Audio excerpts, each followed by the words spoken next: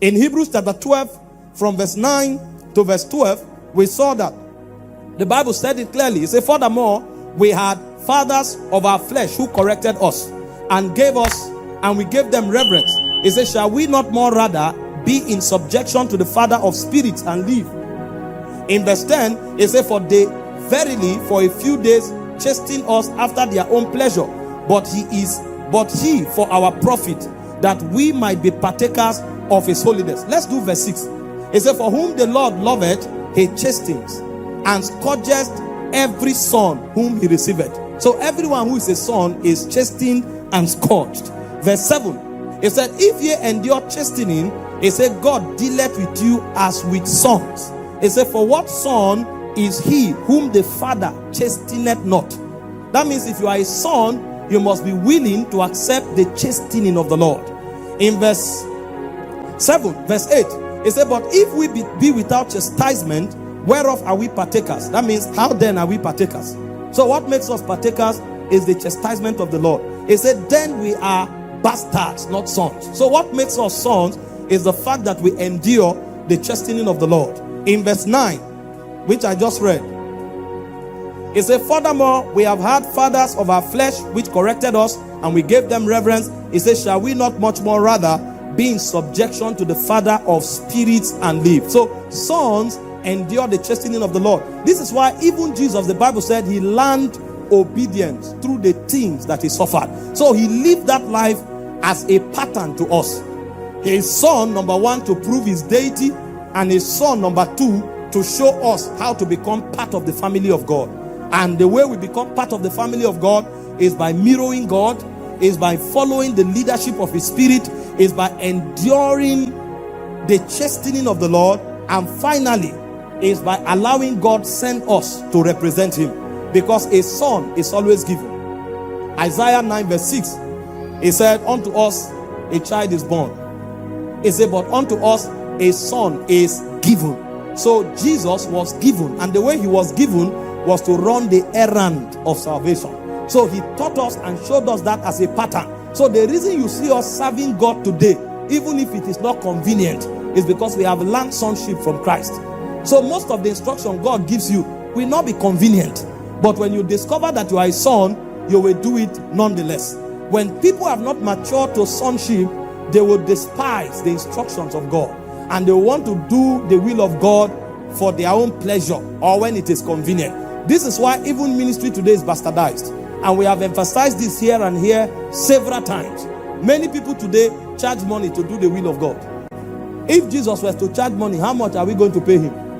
And if we are doing these things, putting financial gain ahead, it means we don't know sonship. In 1 Corinthians 9 verse 18, Paul was talking, and he said, when I preached the gospel to you, I did it without any form of charge. He understood sonship, because a son is given. For us who know sonship, it's an honor to do the will of God. Those days when they were teaching us the ways of God, the biggest punishment they will give you in church is to take a responsibility from you. That's how they punished us. But today, give people responsibility, you will pay them, because they think they are helping God. Those days you will be sweeping church, and pastor will come and say you disobeyed so and so you will not sweep church again, and he will go and write apology letter begging to sweep church, because there was something they taught us. It is because of that training we are here today. Those days you will carry. I remember when we have cell days, the pride is that you brought more people to church, because it's a record of souls you have won and souls you have presented, because they taught us that the biggest offering are the souls you present to Jesus. So on Saturdays, we go to football field, preach the gospel to them, use our money to buy football for them, and then we tell them tomorrow we will get buses to bring you to church, and then we bring footballers to church, and we are arguing, this is my soul. Oh, something has gone wrong with Christianity. This is my soul. This is my soul. We are counting our souls. You come to church early, you secure a portion so that your souls will sit there. When service is over, you will now address them. You too become man of God. Welcome to the house of God. I believe you were blessed by the message. I want to encourage you to keep coming. If you need anything or you can't come, just let us know. We have a way of. That's why God can tell us to go anywhere, because we were taught. We were taught the meaning of sonship, not church today. People will wake up and give you flimsy excuses. What is the excuse? That I don't like the way the HOD spoke to me. Is it the HOD you are serving? If the HOD has character issues, it will be dealt with. But if the HOD's attitude can discourage you from serving God, it means you were never his son. I don't like what that sister did. Which sister? When we are all contending in the heavenly race.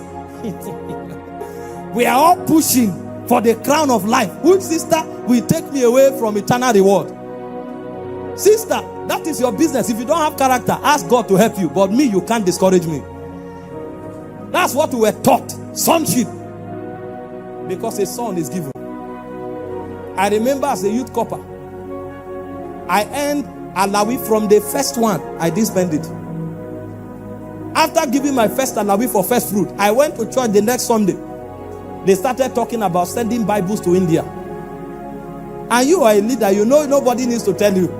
You will have to talk how many Bibles you are sending. Because you are a mighty man. Who is saying, you have to. All my alawi as a youth corper, people were saving money, planning. They say, if you spend it, you are finished. So the first 6 months, and please, there's nothing wrong with saving. Don't hear what I'm not saying.